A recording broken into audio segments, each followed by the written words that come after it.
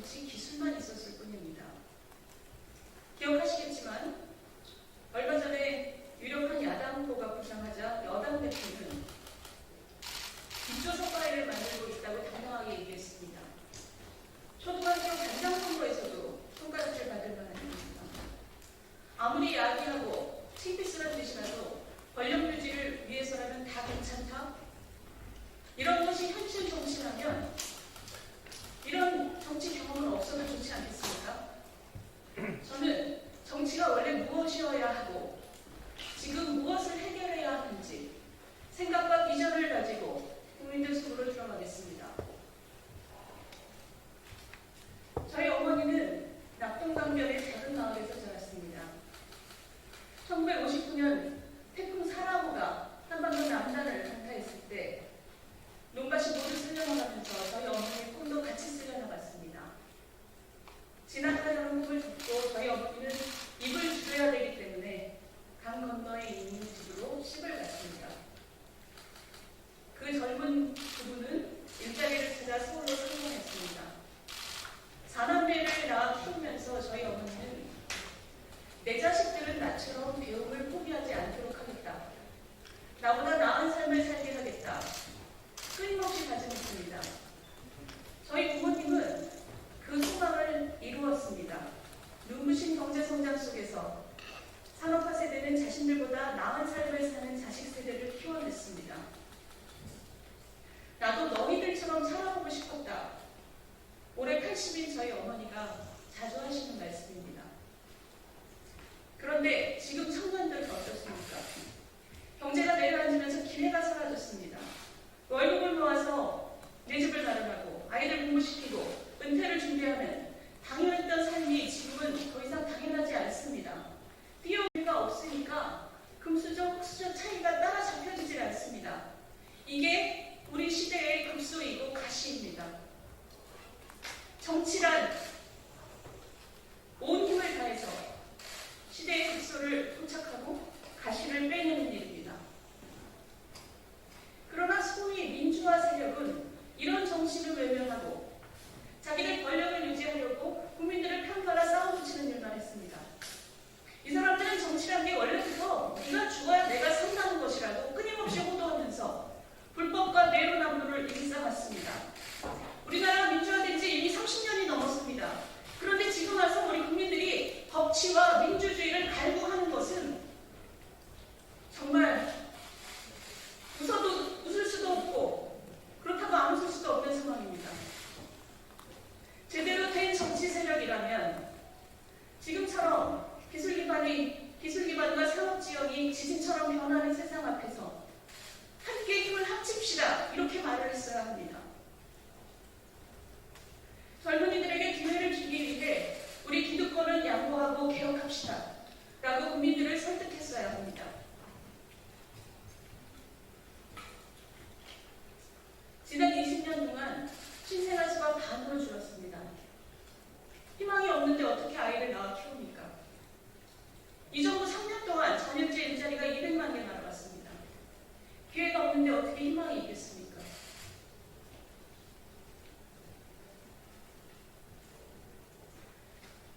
그러면 희망과 일자리를 되살리기 위해서 우리는 무엇을 해야 할까요?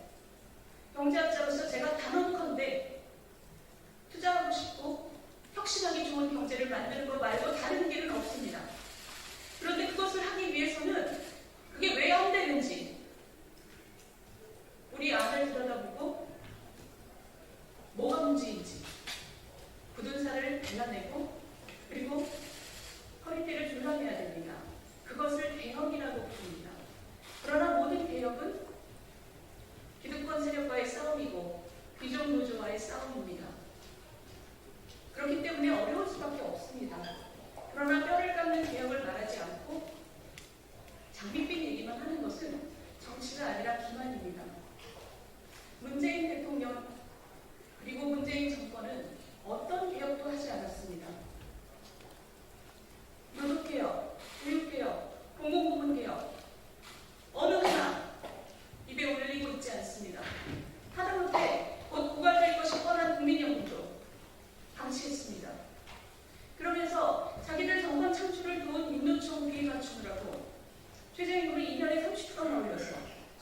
젊은이들의 일자리를 자동 주문 기계로 바꿨습니다.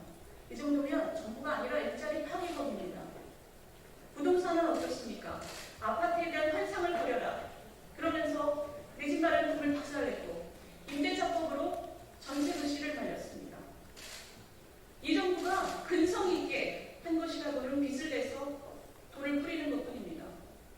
대한민국 정부 수립 후 박근혜 정부까지 지금까지 쌓인 빚이 660조 원입니다.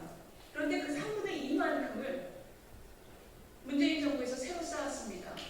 일자리를 파괴한 것뿐만 아니라 빚더미까지 청년들한테 안긴 것입니다. 그러니까 이 정부는 자기보다 훨씬 더한 악성의 포퓰리즘에 문을 활짝 열어줬습니다. 지금 여권의 선두주자인 후보는 가난하든 부자든 모두에게 돈을 똑같이 뿌려서 경제를 성장시키겠다 말하고 있습니다. 여러분, 우리나라 경제는 그 규모가 이미 세계 9등입니다. 그런데도 길에는 폐지를 줍는 가난한 노인들이 많습니다. 그것이 우리 국민들 가슴속에 얹혀있는 큰 돌덩이입니다. 그런데 똑같이 돈을 뿌려서 세금주도 성장을 한다고 합니다.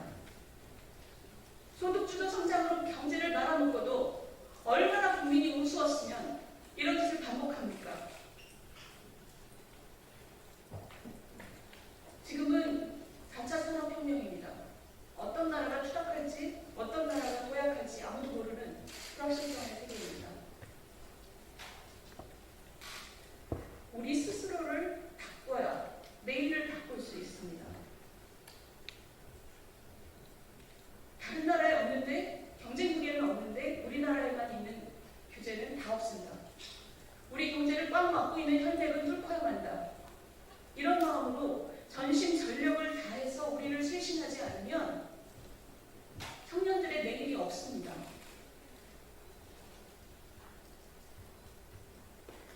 좋은 일자리가 넘치는 하이텍 제조업, 국민들의 삶을 편리하게 만드는 서비스업, 그리고 도약이 있는 스타트업, 전 세계가 동경하는 문화 콘텐츠, 그리고 그 속에서 국민들이 마음껏 뛰는 그런 희망찬 나라를 만들어야 하지 않겠습니까?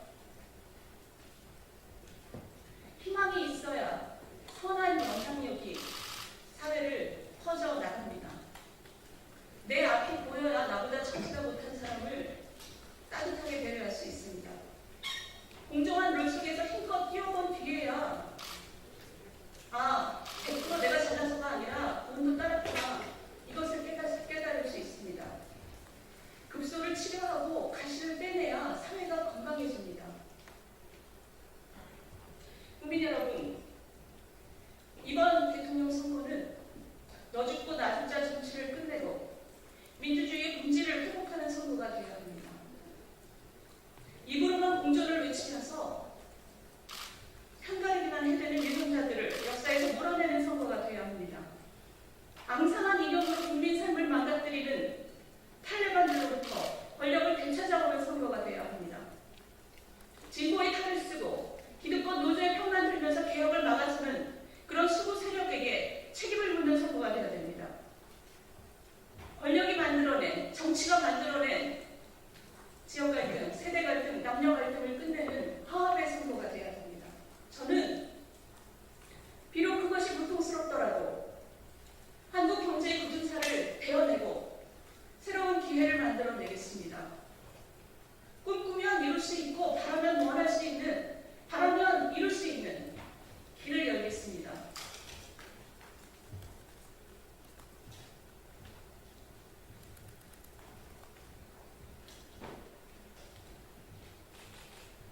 도전하고 실패해도 일으켜 세우고 그리고 등을 밀어주는 그런 나라를 만들겠습니다.